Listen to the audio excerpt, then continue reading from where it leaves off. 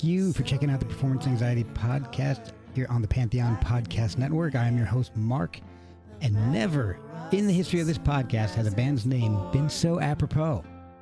Ellia, Bisker, and Jeff Morris of Charming Disaster joined me. They were charming. I was the disaster. This is actually the second attempt at a podcast with the goth-folk duo. The original recording vanished into the ether.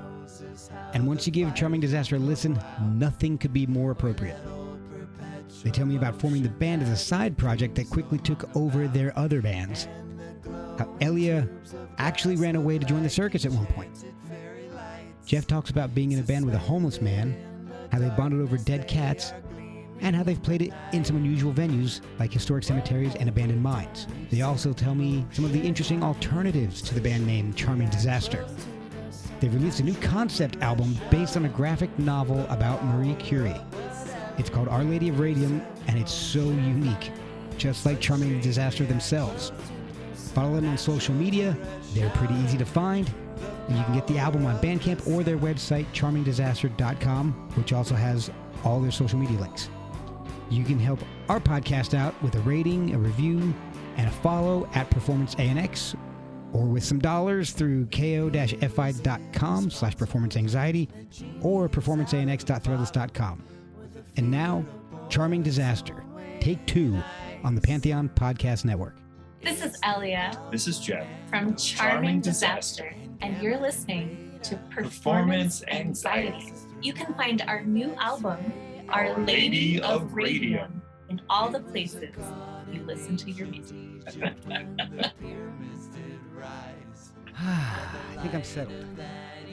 Deep breath. Yeah. Here we go. All right. Believe I'm 3 minutes in. I believe I'm ready to go. All right. You guys are more prepared for this than I am, I feel like, right now. This is We've crazy. done it once before. So. Yeah, we've already done that. Oh, well, thank you guys for being awesome. I really do appreciate this. So there's no performance anxiety with this one since we've already done this once before. That's right. So you may even recognize some of the same questions. So, Well, you'll see if we answer them the same way. I feel like a lot of water's gone under the bridge since we last spoke. Yeah. Well, the good thing is nobody will know because that one's just missing. It's gone in the ether somewhere. So what I like to do is to find out about how you got into this whole music business thing that you guys are a part of, and so I'd like to find out from each of you. So the questions I ask are going to be for both of you to start with, and then individually, I guess, and then we'll just combine everything once we get to that point. But before we do too much, you guys did just get back from a tour. We did. Yeah. How did that go? Was it? Were you playing the new album in its entirety, or is it kind of bits and pieces? Bits and pieces. Yeah, bits and pieces. We have a huge catalog at this point. Yeah. And four albums worth of material plus a bunch of other stuff. Yeah. Stuff that's going to be on the next album, stuff that's cool. unreleased or as singles. So we like to keep a lot of it kind of information. Yeah. Oh, that's awesome. So to get to the tour, let's figure out how you got into music in the first place. Let's dive right into it. How did you guys get into music in the first place? Jeff, you want to start? Sure. Oh yeah, I guess I should have asked one of you in particular. We can fight over it. It's fine. So I started playing guitar at 13 years old, and I eventually went to music school in Boston. I went to Berklee College of Music for a year and a month, basically. Okay. I went there to study ostensibly film scoring, Oh. but I got kind of disillusioned with the program there, and it wasn't really right for me at the time. I was fresh out of high school, and this place was for a place where people were honing their craft. There are a lot of session musicians or touring musicians who would just wanted to take some classes at Berkeley to really like hone what they were doing. And I was just out of my league. And I just felt that way. And at the time, it was very much a trade school, and there wasn't a lot of room for experimentation and doing some of the stuff that I was interested in. Oh, okay. So I left that and started playing music in Boston with a guy who was homeless. We had a band together, and that was really interesting. It really helped me learn about music and how to play with other people. And you know, it was pretty. He was a very charismatic guy. It was a very cool project. Then I moved back to New York because Boston wasn't for me, and I played in a couple bands, and then eventually I started my own band, this large ensemble called Cotorino, which had up to 9 other musicians in this band, which included horns and strings and background vocals, and we had a musical saw player, we had an accordionist at one point, very brief time.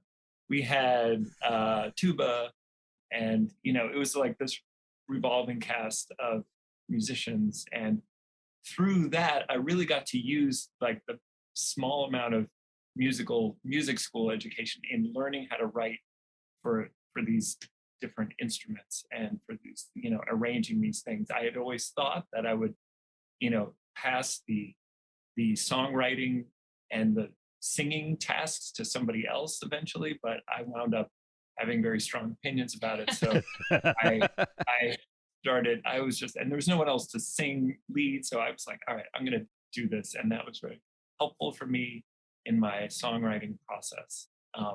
But as you might imagine, most of my kind of generative creative focus was on music first, and then kind of like what was inspired from the music, I would kind of derive lyrics from that and kind of work that way for the most part. So was music always the direction you wanted to go or was there a backup plan or anything, or was it just? No, there's no backup plan. There's no backup. It was always something I was very interested. I always identified with being a musician, though, you know, that I still identify with being a musician, but like, I think my definition of musician has changed a lot over the years. But I still feel very, very much firmly in that camp as a musician. And that's what I'm doing. Oh, all right. Excellent. Yeah. And so this gets us right up to the point where Ellia and I meet. So I'm going to hand it off to Ellia. We'll be right back after a word from our sponsors. This podcast is sponsored by BetterHelp. Without a healthy mind, being truly happy and at peace is hard. The good news is therapy works. But what is therapy exactly? It's whatever you want it to be. Maybe you're not feeling motivated right now and would like some tools to help. Or maybe you're feeling insecure in relationships or at work, not dealing well with the stress. Whatever you need, it's time to stop being ashamed of normal human struggles and start feeling better, because you deserve to be happy. And now you don't have to worry about finding an in-person therapist near you to help. BetterHelp is customized online therapy that offers video, phone, and even live chat sessions with your therapist, so you don't have to see anyone on camera if you don't want to. It's much more affordable than in-person therapy, and you can start communicating with your therapist in under 48 hours. Try doing that in person. So join the millions of people who are seeing what online therapy is really about. It's always a good time to invest in yourself, because you are your greatest asset. And a special offer to Performance Anxiety listeners: you can get 10% off your first month of professional therapy at betterhelp.com/performanceanxiety. That's betterhelp.com/performanceanxiety. Thanks again to BetterHelp for sponsoring this podcast. All right, Ellia, how about you? So how did you get into music and choose this as a life? Well, so the moment that Jeff and I met, we were both band leaders, and we bonded as band leaders. But I will take it back to the beginning, because it was very much an accident for me, how it sort of came to pass. Although looking back, there were many, many red flags that I would probably turn out to be a musician. I always wrote songs. I was always really musical, and like I went to like it wasn't like a Montessori school, but it was like a, enrichment focused private school for a couple of years when I was young. Okay. And I did write a bunch of songs and sing them into like a cassette recorder, and the other kids in the class could like take the book and cassette out as like a library card kind of deal. I couldn't have been more than like 7 or 8 years old. So that was like an early red flag. But I really identified as a writer. I always wrote poems, and that was definitely my focus. I took piano lessons as a kid. I went to music camp one summer in my teens. I was not serious about it. Like I could play piano okay, but I wasn't like super gifted at it. But I had like a good musical sense, and my parents were very into listening to music. There was always music around, from show tunes to folk and rock to R&B to all kinds of stuff. So I grew up kind of in that path of music, but I got my performer chops as a slam poet in the 90s. I would go down to New York City, and I would perform at open mics until they realized I was good, and then they would offer me a feature, which meant you got to keep like half the tips. Nice. Sweet. And that was kind of my thing for a long time. I was an English major in college, and I tried to write a novel, and I thought that was like the direction I was going in professionally and creatively. Oh wow, okay. But then a couple of things happened. I kind of accidentally started my first band after I moved down to New York a few years after college. Accidentally started a band. Yeah, well, it started as like a sort of photo booth project. A friend of mine and I started taking these like photos in photo booths with wigs, and it became like a character kind of thing. And at a certain point we were like, oh, these two characters look like they ought to have a country band. And then like one thing kind of led to another, and like suddenly we had started a country band. It was like all art school kids and me, and I wrote all the songs for the country band. Country songs are kind of easy, like as far as like tropes go. Right? Yeah. They get. I didn't play an instrument though at the time, so it was always me being like, okay, it goes like this, and my very patient bandmate boyfriend would like play a chord on the guitar and be like, no, that's not it. And he'd try again. I'd be like, no, that's not it. And he'd try again. Like, yeah, that's the one I'm hearing. That band didn't last very long, but it was very fun and theatrical. I wore a wig and torn up vision. It was like the whole thing. Okay.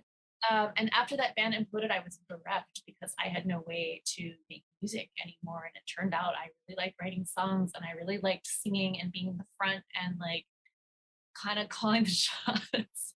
And somebody gave me a ukulele. It was kind of out of the blue. Then everything changed. I was in grad school at the time for arts administration. I was like, I'm going to have like a real career in arts management. And then this ukulele came into my life, and I was like, oh no. Oh.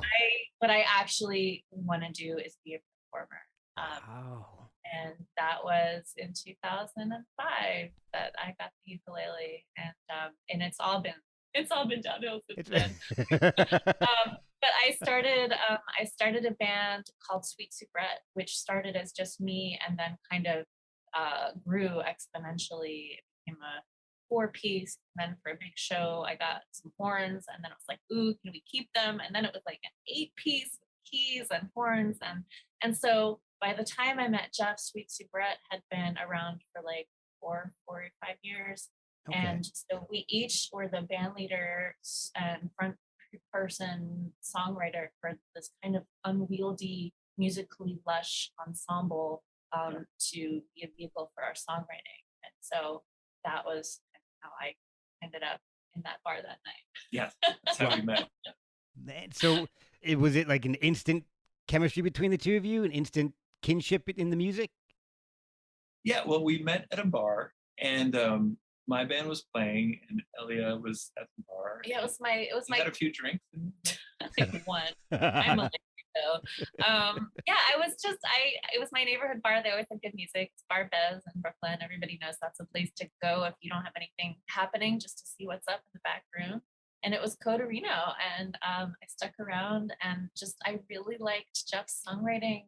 There were a couple songs in particular that just like I felt like I got it, we were speaking the same language. And so I went up and started talking to them after the show, as you do when you're a band leader in New York. You're always looking for somebody to like share a bill with or talk shop with. Okay. And then one thing kind of led to another, and all of a sudden, I was excited to meet another band leader. I'm like, oh great, yeah, we maybe we could share a bill somewhere. And Ellia was like, you could do that, but we should write songs together. Not a thing I had ever suggested to anybody else, much less somebody I had just met. Wow. I was pretty like, oh, okay.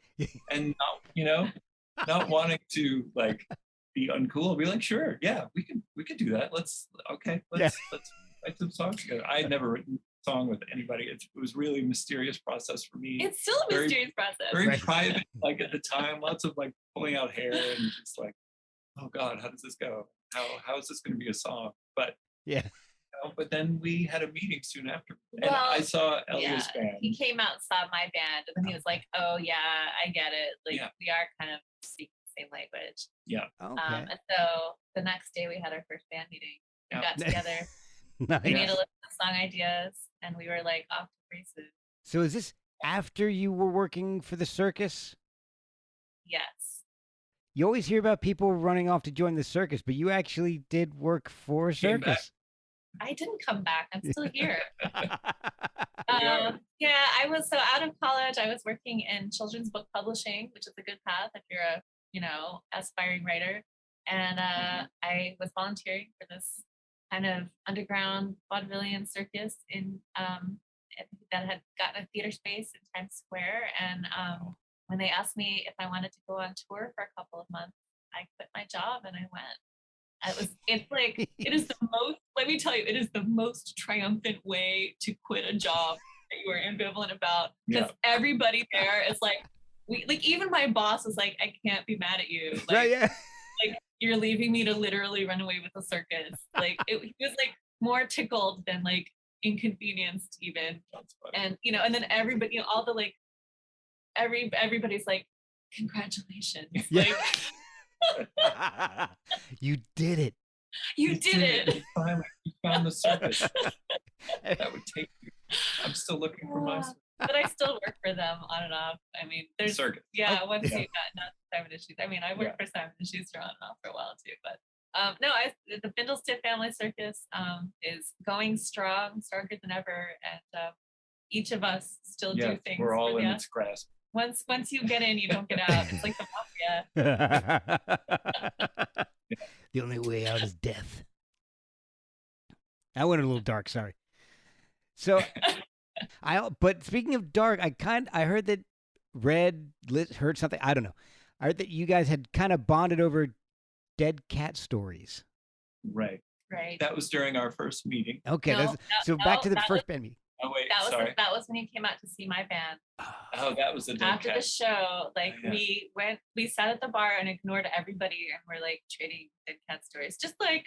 As and it was you do. Kind of like what we do now. Yeah, but it was like when I say dead cat stories, I mean like Black humor, like like our family cat had recently deceased, and I was relating the story by my mother sort of relating the story to me, which was which ends with like, well, your father wanted to just like put her in a garbage bag and leave her out by the curb. But, like I told him, like, we couldn't tell you kids we've done that. And I was like, I think it's illegal. Like you have to like call somebody and my cat had we died, so we were trading stories about that.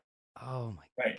And then so our subsequent meeting after that, the day after that, we made a list of topics of basically about we knew we wanted to kind of inhabit characters because we didn't know each other too well, and this would be a way to kind of like inhabit some different narratives that wasn't necessarily personal to us. And we already had projects to like express our feelings. That's right. So this needed to be something specific to kind of justify its existence. Because we were already each like kind of busy with our other band. Right. Now that we've moved all of our feelings, we don't need those other bands. So true. So how did you guys come up with the name Charming Disaster?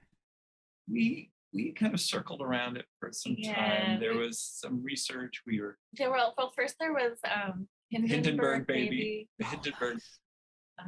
And then because we talked really early on about a kind of, not a matrix exactly, but kind of trying to thread a needle between a few different kind of aesthetic references. Okay. And one of them was kind of Americana, kind of folky stuff, and one of them was like Tim Burton and Edward Gorey, but like we were concerned with not being too like temporally specific. Like we didn't want to come across as like old-timey specifically, although we certainly enjoy writing songs that are informed by that by historical stuff, but not exclusively. And so we didn't want to be like, oh, they seem like a 20s band. Right. So Hindenburg Baby seemed a little too specific. And then we're like, well, like, what are some other disasters we can like check out? And there was like the General Slocum disaster, which was like a steamboat that like crashed and drowned Lysenko. In molasses, what was the molasses disaster? Yeah, that's like another disaster. That's another disaster. And that's where you came across. Well, it was looking up the General Slocum disaster. I found this website that I think was like a weird bot translation, but it had the phrase "charming the disaster" to describe, and I was like, ooh, charming the disaster, charming disaster. And it accomplishes a lot of things, right? Like it has the kind of duality thing, like it's light, it's dark, and it has a couple of meanings. Like you could say, like, it's a disaster that's charming, or charming is the activity that you are doing in relation to a disaster, like you are like charming summoning it, or like interesting. So, right, like you are like seducing disaster. Seducing catastrophe. That's fascinating. I like that. And it kind of fit with our aesthetic of like telling funny, tragic dead cat stories, like the day, that early time we met. Pretty much it. The great thing about the band is that it's just the band is the two of you, and the music does not sound like it's just two people. The recordings are not just two people frequently. Okay, so that's because we have a deep bench. We have a deep bench of collaborators from our other projects, and so we call on them when we go into the recording studio. Right. Often. Okay, so that brings up a question. When you're writing music, you've got these people that you pull from to play it. Are you thinking ahead about having to rearrange it to play it live as just a duo? And not having a charming disaster on stage? No, not thinking about it at all. It's just some fun musical acrobatics. Yeah, and that's awesome. It becomes so our processes will, however we come up with the lyrics, there's different ways, and there's been different ways that we've kind of come up with it. But when it gets to the point when we're sitting together with the ukulele and the guitar, and we're going back and forth, we're learning the song, we're kind of learning how to play it and what makes sense for us how to play it. Then that gets translated to possibly having a band play that, and like how like a bass and drums would fit in, and other instruments. It starts with us, and then we expand it, and then it comes back. So we have that kind of like broader, more instrumentalized version of it, more realized version of it. Okay. And then we pull it back, like, okay, now it's just us. We have to play that in front of people. Right. How are we going to do it? Well, and it's like the original version of that song did not have a trumpet solo, but like now that there's a trumpet solo on the recording and it's so perfect, like, well, I guess I learned the trumpet solo on kazoo, and like that's what I play on kazoo every time. Like, that is awesome. So I have a kazoo that gets pulled out for certain songs. So we basically do cover versions of our album song. We're like covering it as a goth-folk duo. Yeah, that's That is awesome. I love it. That's the best way to describe that. That's perfect. And no one's complained yet. No one's been like, "Hey, where are the drums?" Yeah. Or where's the or they see you live and you're like, and that nobody's ever like, where's the goddamn kazoo on the recording? Yeah, exactly. Yeah, but the magnetic fields have always been really interesting in their differing approaches to recorded and live music. Like Stephen Merritt rarely attempts to like replicate an album sound in a live concert. It's really a different animal, and it makes it really interesting to see the live shows because you're like, well, I love these songs recorded with like a sequencer and a drum machine or whatever, or an orchestra or like whatever the heck you did that time. Right. And like I see it's like a cello and a ukulele and a couple of singers. Like, okay, cool. And it also gives us the kind of the option if we're doing a special show, like, oh, this song has got strings on it, we can pull some string players. Some strings. Hey. I didn't even notice that. That was good. We pull in some string players to play to make it like a more, a fancy special show. Fancy. Okay, so all right, so that's really cool. Then, so you guys strip the songs down, play cover versions of your own, but you also have the option. And since you guys work with so many talented people, you can pull in these extraordinary players and create a much larger version live. We can, but it's rare that we do because the whole reason why we started the band is because it's so heartbreakingly difficult to schedule rehearsals with lots of people in New York City, much less get everybody committed to the gig date. So it's like a once a year, once every 18 months kind of. Wow. So it's very special. Very special. One of the things that I liked about going back and listening to the other albums was that you have a lot of unusual song topics. Unusual? Yeah, well, Knife Thrower, for example. Her perfectly normal subject for a song. Every band have one of them. The ritual's the same almost every night. You strap me to the board and pull the blindfold tight. I know you're there, so I know it's gonna be alright. As I start to spin, I feel my heart ignite.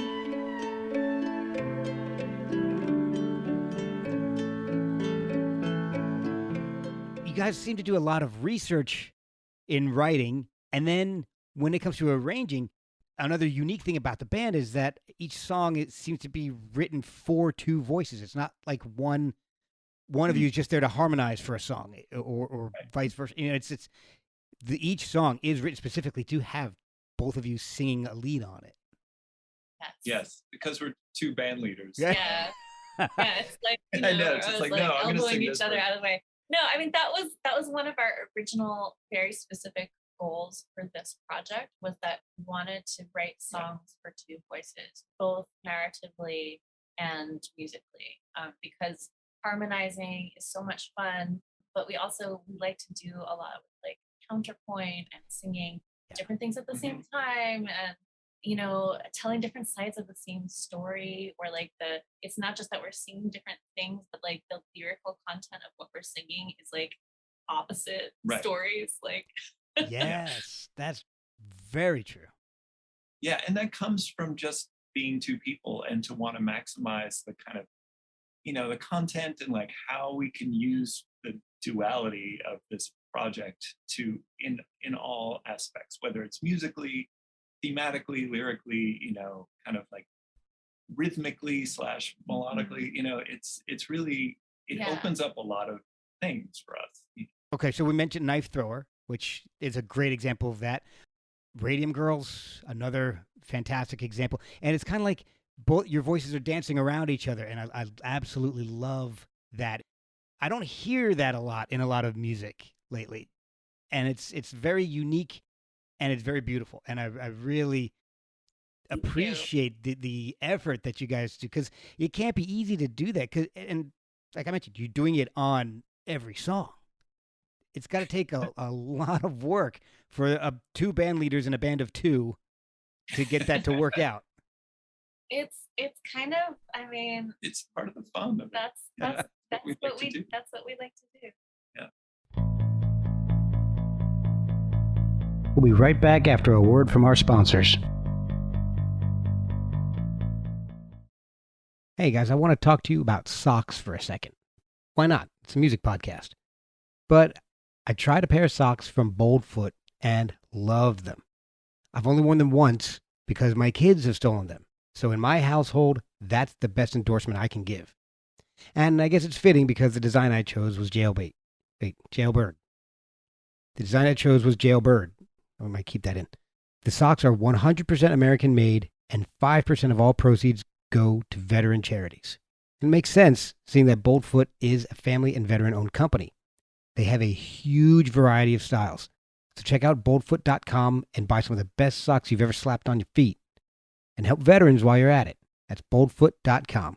So are all songs written collaboratively then? Or is somebody coming in with an idea and saying, this is how I want it to go? Yes and yes. Okay. All the songs are written collaboratively. Most of the time, it starts with somebody has an idea and then we develop it together. But when we first started working together, it was more like a game of not telephone, but like an Exquisite Corpse, where like one person would write something and then hand it off to the other person, like a relay race. Yeah. Oh, cool. And so songs that were written that way include Ghost Story, Ocean City, Murderer, Ninth Thrower. It was like the most exciting thing to send off, your like voice memo recording of the verse that you just wrote, and then get back the response in an email. I mean, like, I remember so vividly listening to one of those things that you sent me like for the first time. The air is still, the moon a yellow fingernail. It smells like gin beneath the junipers. A scraping sound, shovel in the muddy ground. I hope you thought to bring a change of shoes. Listen, dear, we have a situation here. Someone's picking up what we put down. Oh my word, I got it from a little bird. It might be better if we're not around. Murderer, what you gonna do? I'm a murderer too. But over like the decade almost now that we've been working together, our process has evolved a lot. Yeah, it's no longer fun. It's become easier for us to inhabit that kind of place of flow and uncertainty at the same time. So there's a lot of side-by-side writing, which can only come after being very comfortable with the person. Exactly. With a lot of trust. Yeah, I mean, like, I'm not the kind of person who likes to show off unfinished work to anybody. Like, I really like to like tie it up in a bow and be like, ta-da, it's perfect. Right. So to be like in the mess of it with another person is like a really experience. And sometimes one of us has like a seed of an idea that we then flesh out together. Sometimes it's a more developed thing, but like in the arranging of it for us to do it, like it always becomes ours. Like there are a handful of songs where like it was, you could say it was mostly written before it became a Charming Disaster song, but like then we inhabited it so much as a duo that it became ours. Yeah. Okay. And even the arrangements and the like, say a string arrangements or something, those are very collaborative too. An idea will be kind of maybe posited, and then there'll be lots of back and forth, very, very specific. Oh my God, yeah, we're like staring at Sibelius together, and I'm like, okay, like this one needs to be like twice as long, and then like, okay, we're gonna like do a thing here. But like I don't even know how we do the string arrangement together. I don't know. Like it's been a minute since we did one of those, but we've done like 6 string arrangements together like that. Like that. Wow. Yeah. When you look at the list of instruments you guys play and listen to the music, it's oh crap! What the hell did I just do? I just tried to move myself off of Jeff's face, and I suddenly showed up my Oh, is that better? my flashlight just popped up for some reason. I don't know what the hell's going on. But without even hearing the songs, if you look at the list of instruments and things, you may think that Charming Disaster is kind of folky, but you guys have some pretty heavy tracks like Selene and Endymion, Ragnarok.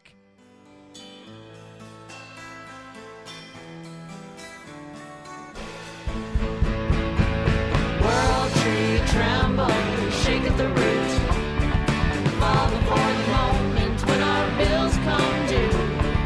Cross your fingers for fire and flood. The Valkyries are rushing through the battlefields of blood. The time we've spent is not our own. Those are pretty heavy, distorted tunes, man. Those are great songs. Right. Not what you would expect when you see, like I was just looking at one, just the Glockenspiel or something, and ukulele. Who played that? Yeah, Jeff got me a T-shirt that says Blockstar. Oh, that is For birthday. awesome. She is. It's true. So you're not always thinking in terms of just playing something folky or using just folk type of sounds in when you're writing. It's you guys have a wide range of sounds that you pull from. Yeah, I mean, like we're inspired by a wide range of music that comes through in our own music. Yeah, and I think the folk moniker just comes because it's a shorthand for two people in a band. There's a ukulele and guitar. Yeah, and like, and our songs tell stories, and Right, like that's Yeah. But yes, we're not like folky. Yeah. Right. And then you're saying your influences shine through in some of the songs you've covered, like Immigrant Song. Hammer on the gods, we'll drive our ships to new lands, fight the horde, sing and cry. Valhalla, I am coming.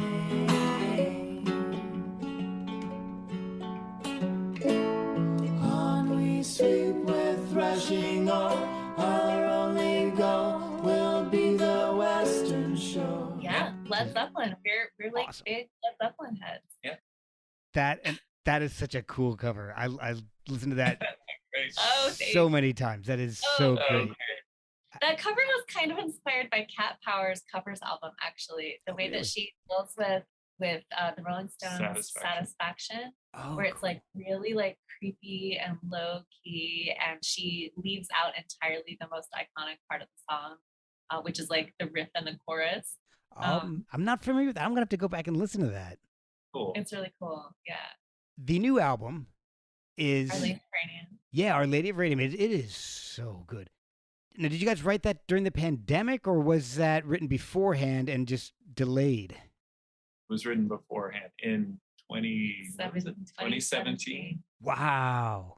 We had an artist residency, and we did all this. I mean, you mentioned research earlier. Like, we're huge nerds, and we like to really do a deep dive. And like often it's research based, and Our Lady of Radium was definitely research based. Sometimes it's more just like talking endlessly about like what are the motivations of these characters. Right. What's going on behind the scenes? Like, Story. People talk about novelists having like characters who have like whole backstories that like don't even make it into the novel, and we think about that a lot in our songs as well, and particularly on this album, that like the borders of the story extend far beyond the borders of the album. That there's more going on than like the sort of peephole that you get to see in the song or in the album. Yeah. And Our Lady of Radium is like that partly because it's inspired by a true story, and like how do you capture somebody's life and work in 9 short songs? Right. Yeah, you can just get sort of fragments of it. Yeah. Well, that's one of the cool things. So, first of all, the subject matter is a little different. Marie Curie. I think this is the first concept album written about her. So I think that's awesome. Yeah, I think that's true. I mean, other people have written like plays and musicals even, and there's- Netflix series. There's a wonderful graphic novel. There's a film adaptation of the graphic novel. Like she's definitely inspired a lot of creative people to make work. But yes, I think ours is the only concept album so far. So how did you decide on her as the subject matter for an entire album? Well, there is this wonderful graphic novel by Lauren Redness called Radioactive. Okay. And it's this beautiful story of, it tells the story of Marie Curie's life and work, but and also the other implications of her work and the kind of far-reaching implications of her work and the history of kind of some of the subjects in her work. Okay. And it is beautifully done, and it's kind of done in a nonlinear style, and it highlights a lot of the drama that was kind of going on in Curie's life. Yeah, her story includes so many besides winning 2 Nobel Prizes and discovering a new chemical element. Discovering a new chemical element and how that was discovered. It was, there's references to mountain dwarves, there's duels, there's seances, there's scandal, tragedy, romance. Yeah, so it's got everything. That's one of the great things I love about this album is that it's not just about, it's not sciencey. It's a little bit sciencey. Right, but you don't just focus on that. It's sciencey enough for us to have been able to connect with science people, though, through the album, which has been so exciting for us to have people like connect with our music because they're like a female physicist, and so like Curie is like really immediate for them. Yeah. Or just because they're like a person in science, and so that has been a kind of unexpected bonus feature of this album release for us, is connecting with STEM people through it, which is really cool. But there's also romance in the album, so and magic, and there's so much you can directly relate to, as opposed to just a chemical element. I mean, and that too, the way we try to, even when we're talking the most sciencey part of it, it's like we're evoking all the kind of symbolism that's involved with it also, to kind of like, you can really like sink your teeth in the story. Yeah, it's okay. For example, Forces of Nature. It's kind of a great example of science meeting romance. Yeah.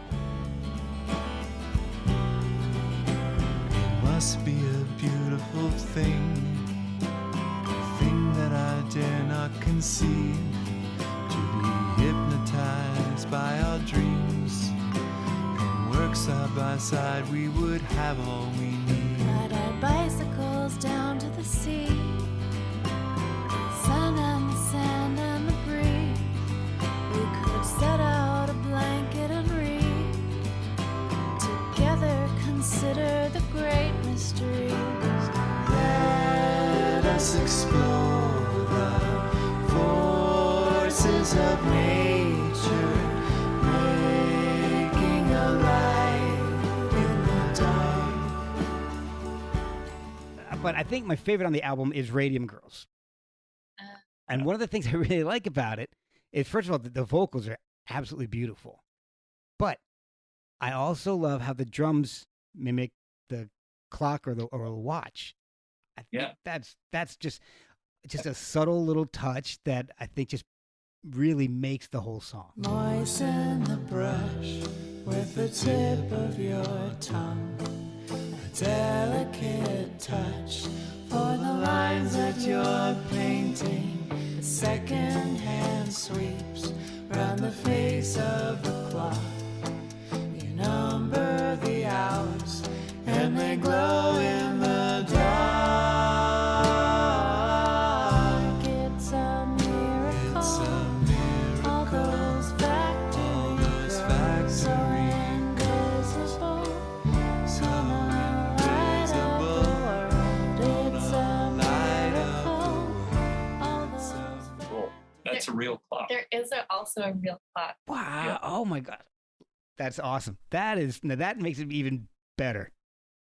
we didn't plan for that, but we recorded these tracks at my parents' house during the pandemic. They were out of town. They have a summer place, and they were kind of holed up at the summer place.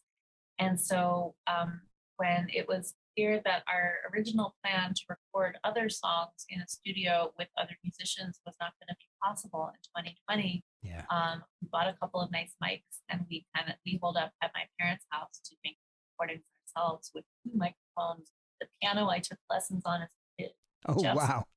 Drum kid, and a bunch of pots and pans and other aux percussion. Glockenspiels. Yeah, we can't forget that. So we were recording in the den because like it had kind of the least amount of reverb in the house. There's carpet, there's a lot of books and books and stuff. Yeah. But there was this clock that was like insanely loud, and so we had to like remove the clock from the room and like take the battery out. But then we were like, oh no, we have to have the clock be on radio. Yeah, and we knew, I mean, when we were determining what tempo Radium Girls, I remember when we were like, oh, we need to make it some multiple of 60 because 60 beats per minute makes it's 1 second, 1 per second. Yeah. And, this one it's 120 beats per minute, but it's in 3/4. So that kind of gives like the clicks happen on the on beat and the off beats, kind of they alternate. So the kind of dances in that time signature.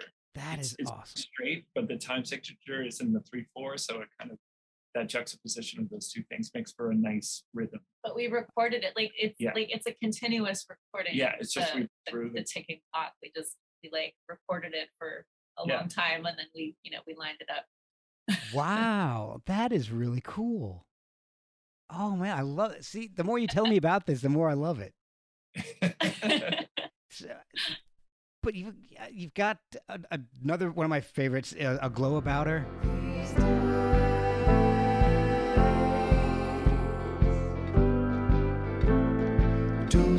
Did you hear about the scandal? Did you read the paper? She can't be a natural. His poor wife and children. His wife tried to save her own. Published their love letters. Stolen right from the apartment by the hired detective. Did you hear about the Tools over this land that fought with swords and pistols. She can't be a natural. His poor wife and children. His wife tried to save Did they her think own. no one Published would their notice? love They had no letters. Stolen discretion. right from It the was right apartment under by the our hired detective. That's just a sweet song. It's another science meets romance, and it's just, I don't know. I really am enjoying listening to this album. And did you mentioned that you do a lot of research for these albums. Did you discover anything about Marie Curie that you didn't know, or something that was maybe surprised you? Oh my God, so many things. Much, and so many things that never made it onto the album even. Oh, really?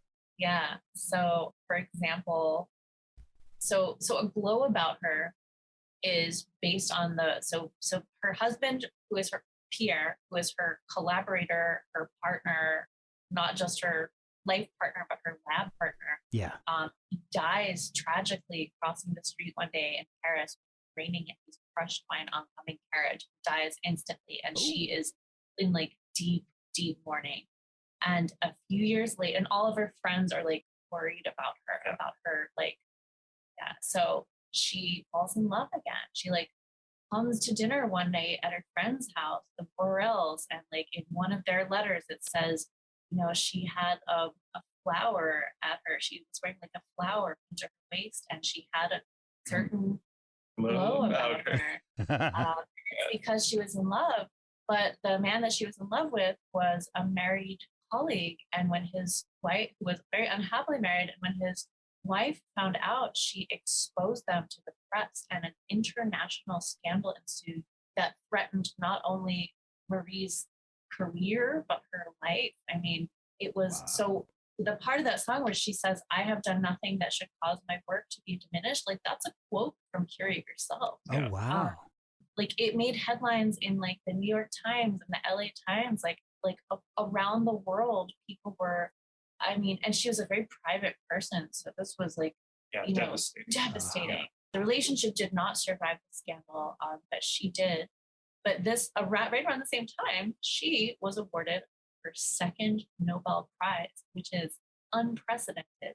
And the Nobel Committee in Sweden, they're like, yeah, maybe you shouldn't come to the ceremony. The scandal is a little too much, a little too hot for us. Yeah, like maybe don't come. And she defiantly she went. She showed up. Awesome. Yeah, she was. But I mean, it took a toll on her afterwards. She was fair. So that's just one of the many things we could talk to you about at great length regarding Curie and her life. I didn't even talk about the X-ray trucks. I know, it is so much. And a lot of the lyrics actually come from either direct quotes from the research that we've done, whether it's from her letters or from her daughters writing about her, or things that Pierre wrote, or so. Wow. So A Glow About Her has some of those. Oh, that is amazing. God. Jeez, it just makes me like this album even more. When you go to play this live, I know we mentioned you did just come back from a tour. Are there any plans to do an entire show of Our Lady of Radium? Oh yeah. Yes, indeed. Oh, we did. Yeah, we did. We did our album release in March, where we performed the whole album in its entirety with kind of enhanced things. That we didn't have a band with us, but we kind of did some other things to kind of make it even more special. We had video projections, kind of giving some context to the songs. We had little interstitial dialogue where we explain what was happening, contextualize. Yeah, there's a lighting design that helped kind of define the songs from one to another. And of course, I had the Glockenspiel. Nice. Anytime you can pull out the Glockenspiel, I'm in. Watch out. Yeah, but just one mallet, because and I gotta switch back and forth between like the ukulele and then like grabbing the mallet and like whacking the Glockenspiel and then like going back to the ukulele. There's a lot of choreography.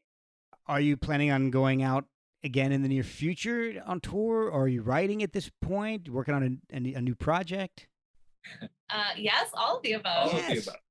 Awesome. Yeah, everything happens all at once here all at the time. Charming Everything Disaster. all at once, all the time. Isn't that a movie or something?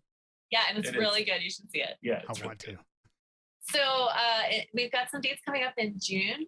We're going to be in New England. We're going to be in West Stockbridge on the 10th. We're going to be in New Bedford on the 11th. And we're going to be in Somerville in Boston on the 12th. And then we have a couple other shows in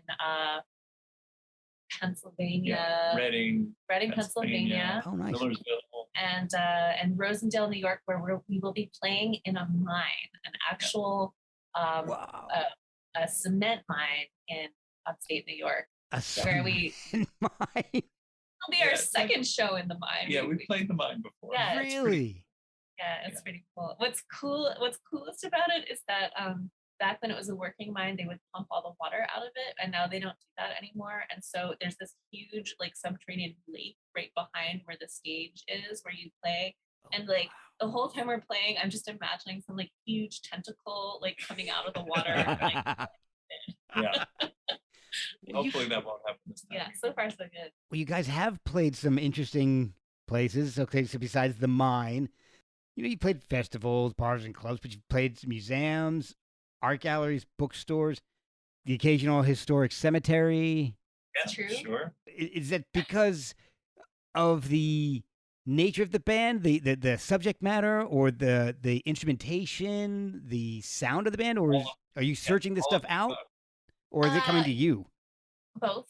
Oh, It's nice. both. And because of our like circus roots as well, like we kind of straddle the line between rock and roll bands and like variety artists, like vaudeville variety artists. Okay. So we, and like the subject matter of our songs also kind of puts that in that intersecting space. And our kind of performative, kind of exposition of the music. We're hammy. We're hammy. Try to make it. And we've played puppet theaters. We've played a library theaters. soon. Yeah, we've got a library show this week. Yeah, and oh man, it's a really great band to be in because we can just play almost anywhere. It's true. We've got our own little PA, and so we can kind of roll in and do our show practically anywhere. We'll play like your space telescope or Sure. Do you have like an abandoned rail car or hot air balloon? submarine, Mausoleum. mausoleum. Yeah. I mean, we need like an electrical outlet. That's all. That's it? We can take care of that.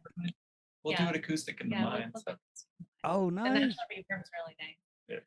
Well, because I love the album. I love the versatility of the band. I mean, the variety of sounds for anything from, Bad Luck, hard rock to is it String Break song. Is that the String break song? Yes. Chaos is gonna win in the end. The universe is flying apart. There ain't nothing much you can do about it. Burn up the candle or live in the dark. Burn up the candle or live in the dark. Burn up the candle or live in the dark. Burn up the candle or live in the dark.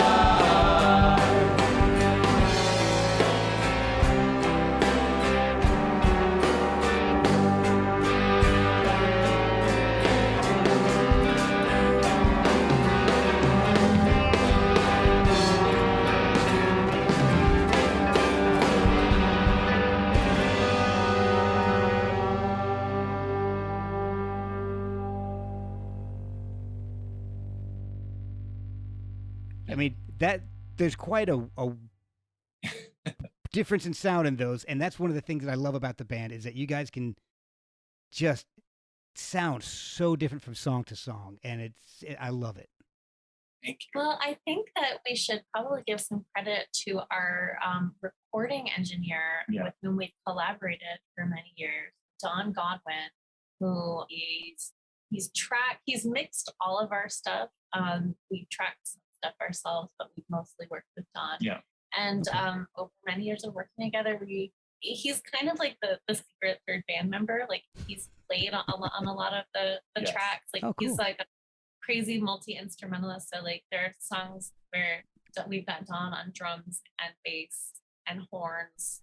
Yeah. Wow. Like he's versatile, and we have developed a really great shorthand with Don. We're like, we wanted to like, that one song by Weezer, like that's kind of what I'm imagining for String Break song. And he's like, oh yeah, no, I totally get where you're coming from, and that like gives him the information he needs to like choose sounds for the for the guitars and for the production.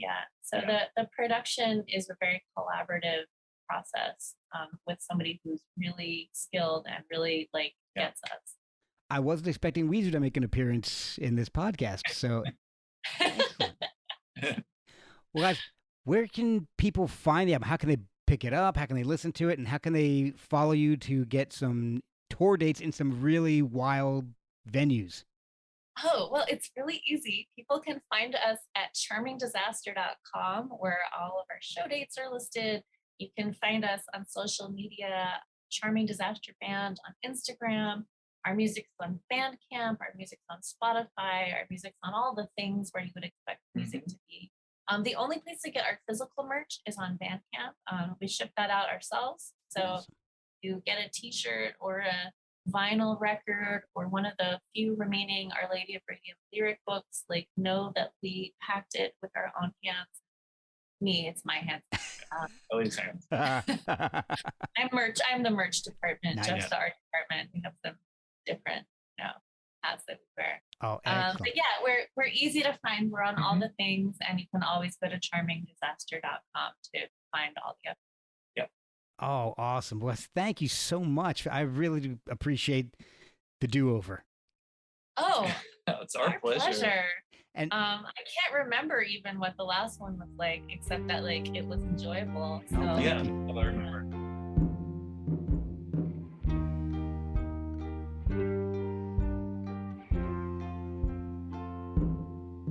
Promethean sister from under the earth, you send up your gifts, unloosed from the mouth of a half-buried jar, mysterious ills, omens and signals all over the city, all over the world, invisible lightning, a furious wind, a rain of dead birds. Our Lady of Radium. Light up the door. Save us from secrets you have unlocked. Our Lady of Radium, light up the door.